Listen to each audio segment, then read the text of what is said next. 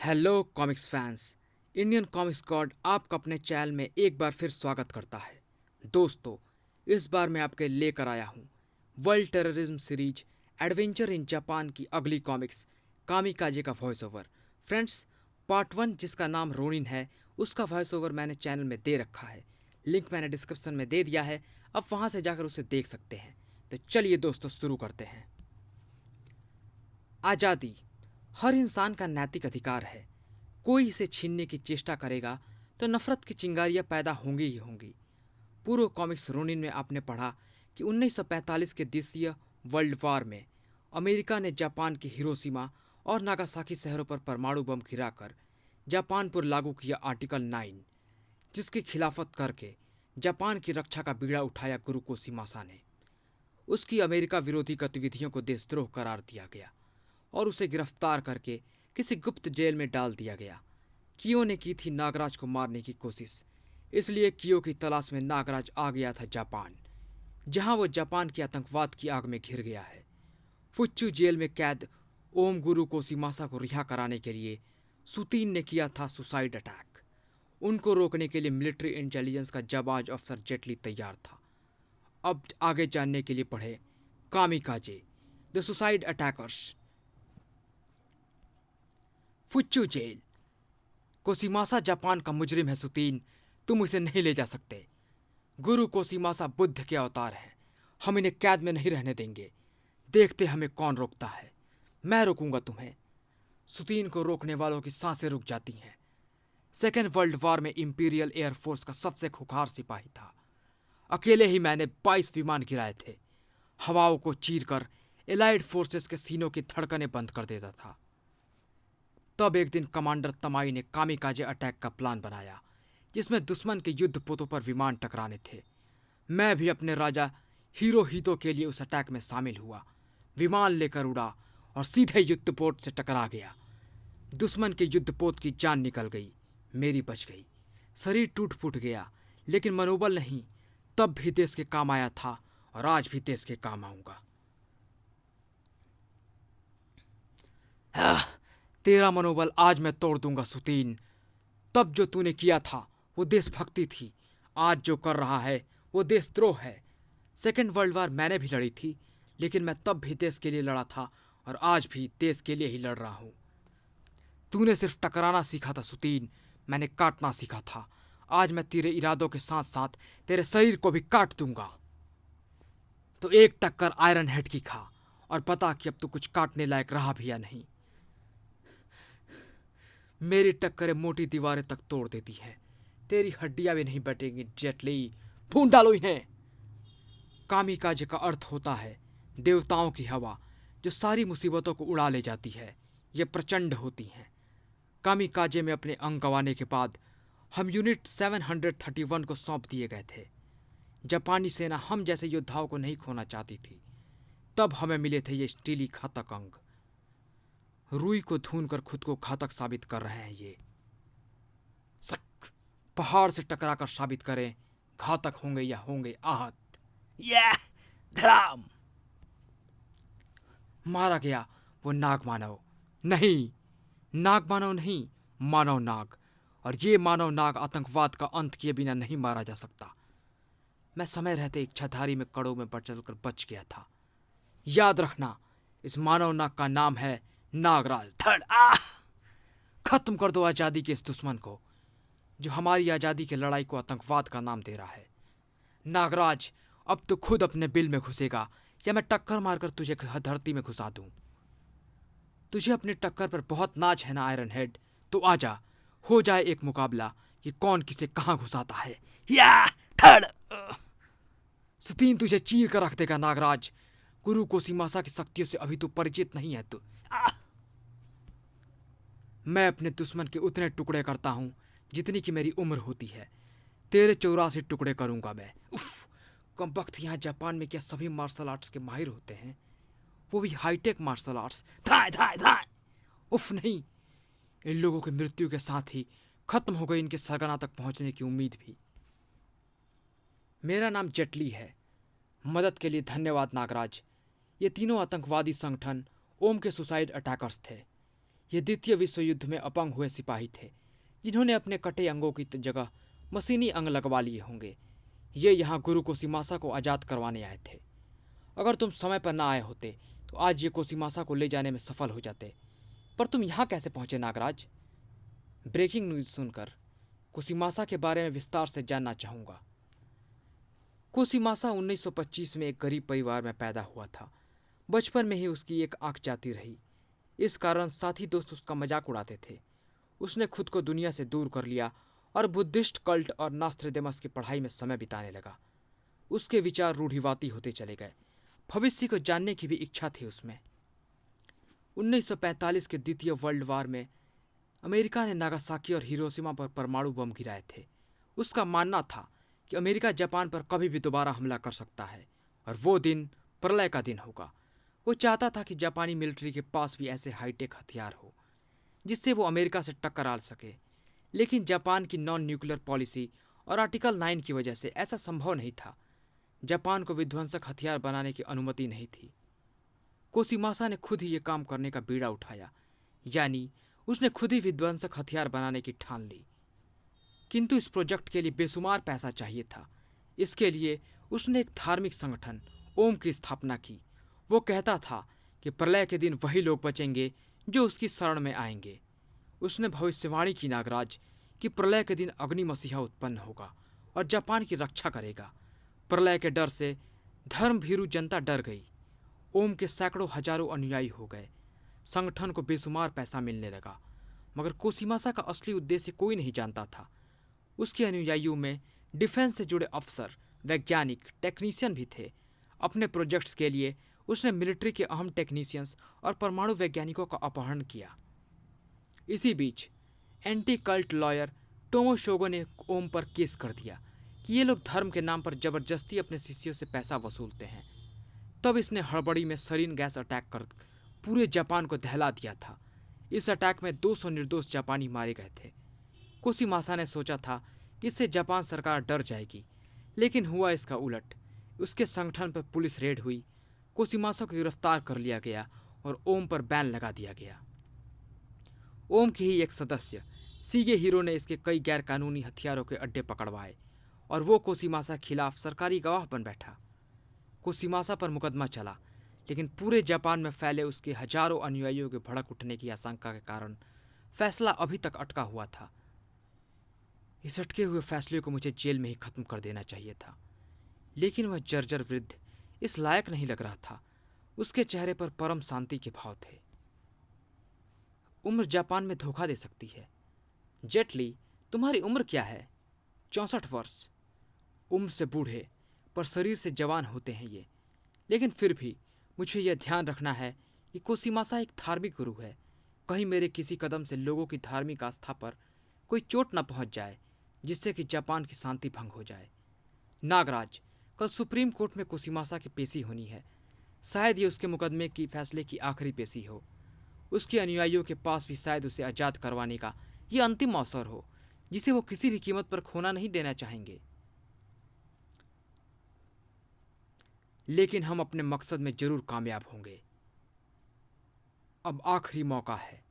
कल supreme court में मेरी पेशी होगी। या तो मेरा फैसला कर दिया जाएगा या मुझे मिलिट्री इंटेलिजेंस के धुरंधर और कसाई जासूस जेटली को सौंप दिया जाएगा, जिसके पास कैदी जिंदा जाते तो हैं मगर जिंदा लौटते नहीं। पूरे जापान में फैले अपने अनुयायियों को आह्वान करो, जापानी सरकार को अपनी ताकत दिखाओ। आज नागराज ने अपनी ताकत दिखाई है, हमें डराने की कोशिश की है। कल तुम उसे डराओगे, उसे अपनी ताकत दिखा दोगे। कल मुझे कोर्ट से जरूर छुड़ाना है। ओम। अमेरिका की गुलामी नहीं सहेंगे, नहीं सहेंगे। गुरु कोसिमासा निर्दोष हैं। गुरु कोसिमासा को छोड़ दो, वो देशद्रोही नहीं, देशभक्त हैं। गुरु कोसिमासा जिंदाबाद, गुरु कोसिमासा जिंदाबाद। ये जुलूस गैर कानूनी है, इसकी आज्ञा नहीं ली गई है। इसे यहीं पर समाप्त किया जाए, अन्यथा सख्त कार्यवाही होगी। कार्यवाही तो होगी, मगर हमारे झुकने की नहीं। हम विदेशियों के आगे घुटने नहीं टेकेंगे। गुरु कोसिमासा को छुड़ा कर रहेंगे, उनका बाल भी पाका नहीं होने देंगे। खनाक खनाक। रोकना है तो नागराज को रोको। नागराज वापस जाओ, नागराज वापस जाओ। आंसू गैस दागो। कल की घटना के कारण उन्हें लग रहा है कि यदि मैं सुसाइड अटैकर्स के रास्ते में नहीं आता तो वे लोग अपने गुरु को जेल से आज़ाद करवाने में सफल हो जाते। इसीलिए मुझे जापान की आज़ादी का दुश्मन बताया जा रहा है। सुप्रीम कोर्ट, योर ऑनर, आपके सामने खड़ा शख्स शक्ल से भले ही साधु लग रहा हो, लेकिन असल में यह एक बहुत बड़ा शैतान है। मुलजिम पर 20 से ज़्यादा गंभीर जुर्मों का आरोप है। 13 साल पहले इसे सरीन गैस अटैक की आतंकवादी कार्यवाही के तहत गिरफ्तार किया गया था, जिसमें 200 जानें गई थीं। इसने मास डिस्ट्रक्शन के हथियार बनाए। सरीन गैस, इबोला वायरस इत्यादि उल्लेखनीय है। पूरे जापान में इसकी फैक्ट्रीज का जाल बिछा था। पिछले 13 सालों से यह एकदम खामोश रहकर अपनी बेगुनाही का नाटक रच रहा है, जबकि इसके पीछे कारण यह है कि अदालती कार्यवाही को यह अवरुद्ध करना चाहता था, जिसके कारण यह आज तक सजा से बचा रहा। और अब तो इसने इंतहा ही कर दी है। इतने सालों में इसने जेल में रहकर ही अपना नेटवर्क इतना सुदृढ़ कर लिया है कि खुद को छुड़वाने के लिए यह अमेरिका तक को चेतावनी देने लगा। इसके प्रतिबंधित आतंकवादी गिरोह ने अमेरिकन एम्बेसी पर सरीन गैस और एंथ्रेक्स का हमला किया। इसे छुड़वाने के लिए फुच्चू जेल पर सुसाइड अटैक किया। मिलॉर्ड, यह इतना ताकतवर हो चुका है कि यह अब जापान सरकार को ही चुनौती दे रहा है। यह खतरनाक मुलजिम देश के लिए घातक संकट बन चुका है। मेरा माननीय जज साहब से अनुरोध है कि मुलजिम के जुर्मों की गंभीरता को देखते हुए उसे तुरंत कड़ी से कड़ी सजा दी जाए। कोसीमासा का गुनाह साफ है, इसे सजाए मौत दी जाती है। तेरे दिन पूरे हुए कोसीमासा, बहुत दिन बच लिया तू। गाड़ियों के काफिले को आगे क्यों नहीं बढ़ा रहे? कोसीमासा को यहाँ ज़्यादा देर तक नहीं रोक सकते। ओम के अनुयायियों को फैसले की खबर लगते ही वो सड़कों पर उतरकर किसी भी अनहोनी घटना को अंजाम दे सकते हैं। कुछ देर रुकना ही होगा सर। कोर्ट के मेन गेट के बाहर सड़क से काबुकी थिएटर आर्टिस्ट का जुलूस निकल रहा है। खनाक टनाक। ये एक सोशल इवेंट है सर। सिनेमा के इस आधुनिक युग में थिएटर से जुड़े हुए ये लोग थिएटर को जिंदा रखने के लिए टोक्यो के सड़कों पर नाटकों का प्रदर्शन करते हैं। ओह शट! इस प्रदर्शन को थोड़ी देर पीछे ही रोक देना चाहिए था। पर तुम सभी चौकस रहना, मैं अभी आता हूँ। काबुकी, जापान, प्यारा जापान, काबुकी, यह यह। इस दिन का बेसब्री से इंतजार था मुझे। यह ओह, ये काबुकी आर्टिस्ट नहीं है। ये लोग ओम के सदस्य हो सकते हैं। ये लोग अपने गुरु कोसीमासा को छुड़ाने आए हैं। सभी वैन को कवर करो। आज कोई कवच बचा नहीं पाएगा कोसीमासा को। छनाक या। मुझे अपने टारगेट तक पहुंचना है। कई वर्षों से कोसीमासा के रक्त की प्यासी है मेरी कटाना टोमो। आज इसकी प्यास बुझ जाएगी। कोसीमासा का रक्त मिल जाएगा और पूरा हो जाएगा मेरा बदला। खचाक! ओह नहीं, टोमो की प्यास अधूरी रह गई। चलो फून दो इन्हें। जिंग जिंग जिंग जिंग जिंग। उन्होंने कोसीमासा को मार डाला। रुको, कोसीमासा के पास पिस्तौल कहां से आया? ये कोसीमासा नकली है, तो असली कहां है? असली कोसीमासा को कोर्ट के पिछले रास्ते से निकालने की तरकीब काम कर गई। कोर्ट परिसर से गोलियां चलने की आवाजें आ रही हैं। इसका मतलब उधर नकली कोसीमासा पर मेरी आशंका के मुताबिक ही हमला हुआ है। जल्दी करो, निकलो यहां से। ओह नो, ये लोग यहां भी आ गए। सिंग सिंग सिंग, भून दो इन्हें। क्लैंक क्लैंक खनाक क्लैंक क्लैंक क्लैंक। उफ, ये लोग कुंफू की बुलेट ब्रेकर विद्या के माहिर हैं। इनकी तलवारें लोहे को ऐसे काटती हैं जैसे छुरी डबल रोटी को। चाक! खबरदार, हमारे हथियार काटने के बाद अभी हम पर हमला करेंगे। ओह नहीं, स्लेज! ये केवल नजर का खेल है। मुझे उनकी उस नजर की गति को थामना होगा जो बुलेट की गति को भांप कर इसके तलवार को अपने निशाने तक ले जाती है। चाक चाक! तुम्हारे जैसे बेरहम कातिलों के नागराज के पास एक ही सजा है, मौत। ये विस्फुंकारें इन्हें अंधा कर देंगी। तुम्हारे हथियार ही तुम्हारी ताकत हैं, तुम्हारी आंखों की। तुम्हें उसकी सुरक्षा के लिए कुछ इंतजाम करना चाहिए था। वाह नागराज, मैं तुम्हारी सर्व शक्तियों और बुद्धि का कायल हो गया। तुम्हारी कटाना नहीं रही दोस्त, अब तुम्हें नई कटाना लेनी होगी। फिर मेरे ख्याल से म्यान से ही काम चल जाएगा, क्योंकि इसे तुम शायद सजावट के लिए टांगते हो। तुम मुझे शर्मिंदा कर रहे हो नागराज। धन्यवाद नागराज, तुमने मेरी एक बार फिर मदद की। उफ, ये क्या? अब तुम्हारी मदद नागराज भी नहीं कर पाएगा। Farr boom! क्योंकि नागराज तो क्या, ओका बोका के तूफान के सामने कोई सेना भी नहीं टिक सकती। फर्राट! उफ! ये साड़ी नुमा इस लंबे वस्त्र को इस तेजी से फहराता है, उसके नीचे हल्का तूफान पैदा हो जाता है।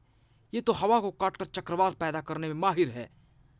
ओका बोका टाइफून है नागराज, चक्रवाती तूफान। उफ! कोई भी चीज घातक रूप से टकरा सकती है। धड़ धड़ धड़! आ! वो नकाब उसको सीमासा को ले जा रहा है। कौन है वो, दोस्त या दुश्मन? नकाब में अक्सर दुश्मन होते हैं, लेकिन पहले इस चक्रवाती तूफान से बाहर निकलना होगा। ये इस तूफान से चक्की का काम लेगा। जैसे चक्की के दो पार्ट अपने बीच अनाज के दानों को पीसकर उसका आटा बना देते हैं, ये भी कुछ ऐसा ही करना चाहता है हमारे साथ। नागराज, कुछ करो, ये हमारी जान ले लेगा। गैस सिलेंडर्स की नॉब ऑन है, यानी गैस पाइप से रिस रही है। किसी भी चीज के घर्षण से आग लग सकती है, सिलेंडर फट सकते हैं। मेरे सांप भी इस तूफान की तेजी को चीरकर इस चक्रवात के बाहर नहीं जा पा रहे। मुझे हवा में घूमते हुए इस चक्रवात की ऊंचाई की तरफ बढ़ना चाहिए। और इस चक्रवात के आखिरी सिरे के ठीक ऊपर ओका बोका वो वस्त्र फहरा रहा है। हा हा हा हा हा, जिसे मुझे उसके हाथ से छुड़ाना होगा। उफ! ये क्या? थड़ त्राका! उफ! नकापोस कुसीमासा को लेकर उस कार में फरार होना चाह रहा है। जुम! पर मैं इसे सफल नहीं होने दूंगा। यस! नागराज जापान की आजादी में बाधा बन रहा है, उसे रास्ते से हटाओ। ओके बॉस, यही है जापान की आजादी का दुश्मन नागराज, जिसके कारण कर भी गुरु आजाद नहीं हो सके थे। पकड़ लो नागराज को, पकड़ लो सभी, उसे जापान से बाहर का रास्ता दिखाओ। उफ! उन्मादी भीड़ मुझे कोसिमासा का दुश्मन समझ रही है। वो रहस्यमय नकाबपोश गुरु कोसिमासा को ले गया। नागराज जापान छोड़ो, नागराज जापान छोड़ो। रुक जाओ, नागराज जापान की आजादी का दुश्मन नहीं है। नागराज सिर्फ और सिर्फ आतंकवाद का दुश्मन है, कानून व न्याय का रखवाला है। सुप्रीम कोर्ट में गुरु कोसिमासा का अपराध और देशद्रोह सिद्ध हो चुका है, उसे मौत की सजा दी जा चुकी है। नागराज को छोड़ दो उसे। धाए धाए धाए! आओ नागराज, हमारी इस प्लानिंग का हमलावरों को पता कैसे लगा कि हम पिछले गेट से गुरु कोसिमासा को ले जाने वाले हैं? जबकि इस प्लानिंग के बारे में या तो मैं जानता था या आप मिस्टर जेटली। नागराज, ओम के सदस्य बहुत शातिर हैं, उन्हें पहले से ही यह आभास होगा कि उनके हमलों की आशंका के कारण हम पिछले रास्ते से कोसिमासा को निकाल सकते हैं। इसीलिए उन्होंने दोनों ओर अपने आदमियों को तैयार रखा। नकली कोसिमासा का रहस्य उन पर जल्द ही खुल गया, तो पिछले गेट पर तैनात ओका बोका ने हम पर हमला किया। सर, एक हमलावर की तलवार हमारे कमांडो की गोली लगने से यहाँ छूट गई है। उफ! यह तो याकुजा का मार्क है। इसका मतलब नकली कोसिमासा पर हमला करने वाली कियो थी। लेकिन उसकी कोसिमासा से क्या दुश्मनी थी? क्या कियो को किसी ने कोसिमासा की सुपारी दी है? ये दोनों हमले अलग अलग ग्रुप्स ने किए हैं। जेटली की थ्योरी गलत है कि दोनों हमलों में ओम का हाथ था। एक हमला उसे बचाने के लिए किया गया था, तो दूसरा उसे मारने के लिए। तो फिर ओम को सही सूचनाएं कौन दे रहा है? कौन था वो नकाबपोश? क्यों वो अपनी पहचान छुपाना चाहता था? क्या जापानवासी उसे पहचानते थे? क्या कोई दोहरी चाल चली जा रही है? क्या कोई खेल खेल रहा है, डबल गेम? क्या सोच रहे हो नागराज? मैं सोच रहा हूं कि कहीं इस घटना के पीछे शांतियों संगठन का हाथ तो नहीं, क्योंकि शांतियों का गुरु सीगो हीरो है, जो कभी ओम का एक कट्टर अनुयायी था। शांतियों का संपर्क कोसिमासा से भी हो सकता है। दिखावे के लिए वो ओम का विरोधी हो सकता है, क्योंकि ओम का सहयोगी रहकर वो न तो धर्म संगठन चला सकता है और न धर्म संगठन की आड़ में ओम की गतिविधियों को ही आगे बढ़ा सकता है। नहीं, वो ऐसा नहीं कर सकता, क्योंकि ये प्रश्न मेरे भी दिमाग में आया था। वो जापानी इंटेलिजेंस की नज़र में है। फिर भी यदि सीगो हीरो कोसिमासा को सपोर्ट कर रहा होता तो उसके विरुद्ध ऐसी गवाही ना देता जिस पर उसकी मौत की सजा का पूरा दारोमदार था। फिर भी मैं उसको खुद चेक करना चाहता हूँ। तुम चाहो तो साथ चल सकते हो, मैं तुम्हारे साथ हूँ। Beep beep beep beep. Mister Jaitley, आपके रहते हुए भी ओम कोसिमासा को आज़ाद कराने में सफल हो गया। अमेरिका बहुत क्रोध में है। आपकी गैर जिम्मेदारी की सजा पूरा जापान भुगतेगा। मुझे 24 घंटे में कोसिमासा चाहिए, जिंदा या मुर्दा, नहीं तो उसकी सजा आप भुगतेंगे। फ्यूरियस 5। हमारे होनहार फाइटर डेडली और सुतीन के बाद अब ओका बोका भी मारा गया। हमारी जगह गुरु कोसिमासा को कोई और ले गया, और तब से गुरु कोसिमासा हमसे कोई संपर्क भी नहीं कर रहे हैं। उन्हें हमारे अलावा और कौन जेल से ले जाने की सोच सकता है? अब क्या करें? उन्हें कहाँ ढूंढें? हम तब तक कुछ नहीं कर सकते जब तक पहले की तरह ही गुरु कोसिमासा हमसे मानसिक संपर्क स्थापित ना करे। शांतियो, तुम्हें पता होगा कि गुरु कोसिमासा का सुप्रीम कोर्ट परिसर से अपहरण हो गया है। मैं नागराज शांतिपूर्ण ढंग से शांतियों की तलाशी लेना चाहता हूँ। ओह, तो तुम हो नागराज। ये धार्मिक स्थल है नागराज, किसी आतंकवादी या अपराधी का अड्डा नहीं। मिस्टर ऑगी फूफू, मैं मिलिट्री इंटेलिजेंस का जासूस जेटली हूँ। आप जापानी हैं, सरकारी अफसर भी। आप चाहें या जापानी पुलिस चाहे तो ये काम कर सकती है, मगर नागराज एक विदेशी है। वो कौन होता है यहाँ आकर तलाशी लेने वाला? देखो, नागराज जो चाहता है उसे करने दो। उसे जापान सरकार का सहयोग प्राप्त है। आतंकवाद किसी एक देश की समस्या नहीं है। आतंकवाद के खात्मे के लिए नागराज को विश्व के लगभग सभी देशों का समर्थन प्राप्त है।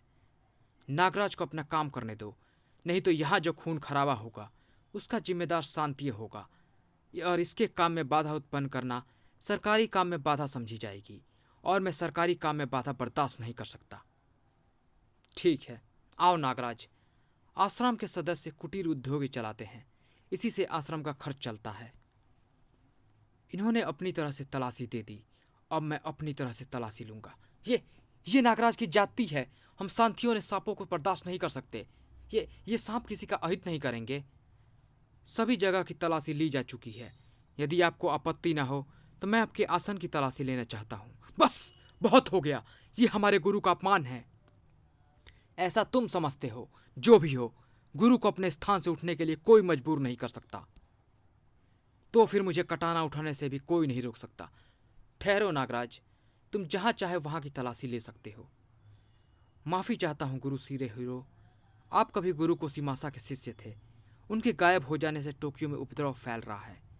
मैं हर उस संभावित जगह की जांच कर लेना चाहता हूं जहां कोसिमासा हो सकता है।